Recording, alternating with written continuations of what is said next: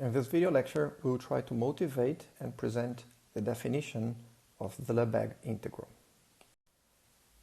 Mathematically, we're going to completely abandon the Riemann integral that we have learned in previous modules and adopt a new form of integrating functions which is much more robust and streamlined, as it will be clear in 2 weeks from now.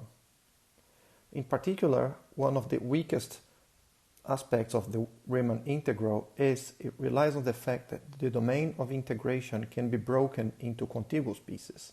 What I mean by that is we're integrating a function on an interval from a to b, and the Riemann integral, it relies strongly on the fact that we can express this interval as a disjoint union of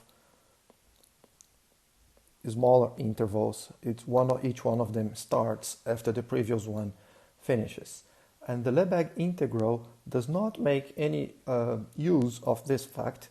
The only thing it uses about the domain where we are integrating is that the subsets of this domain can be measured.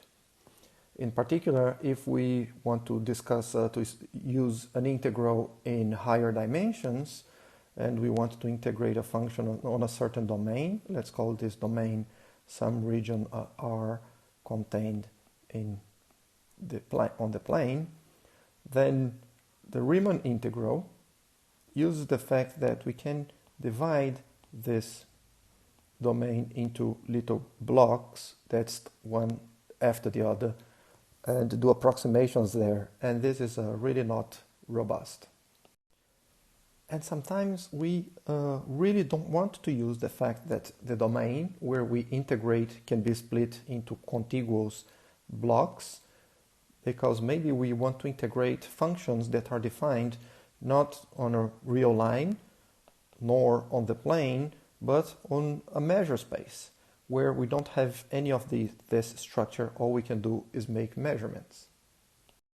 Besides all these reasons to change the Riemann integral for something more robust, it is the fact that we have much more powerful theorems describing when we can make the integral commute with a limit, a derivative, a Fourier series, or even other integrals. And by commute, of course, what I mean is that when a sequence of functions converges, then their integrals will converge to the corresponding integral.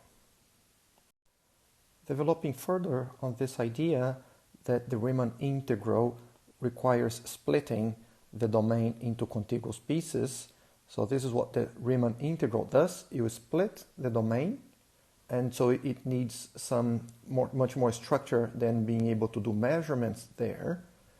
You need some spatial structure, some notion of space. And what you do in the vertical direction is you make measurements. You measure the height of these rectangles. And then in the end we say that the area of this rectangle is the product of a length of an interval, and this interval ends where the other one starts, by a height. And the height is what we really measure. And differently from that, here I'm using the variable x to denote that this here necessarily is the real line. Differently from that, if I now have just an abstract measure space where I can make measurements, but I cannot have a notion of which part of the space comes after the other, what I do is I use the fact that on the vertical line, and the vertical line, it is always the real line in both cases, we can split it into pieces that do end when the next one starts. So here we have some spatial structure, we have some notion of space really in the Euclidean sense, and here we only use the fact that we can measure subsets. So when we ask what is the whole set of points for which the function takes value on this interval, we can determine what is that set.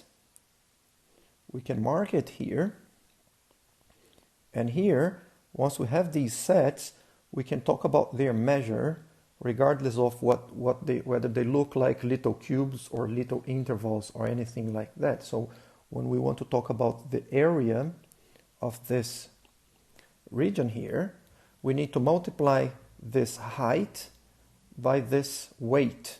So let's say that here this is a height, and here this is a weight.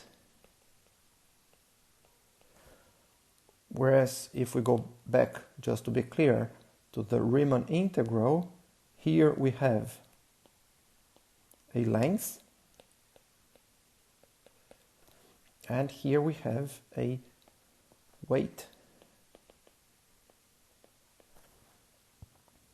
So cutting a long story short, in summary, what we are really happy about is that we no longer need to assume that the domain has a notion of length, has a notion of blocks starting after the other ends. All we assume there is that we can make measurements.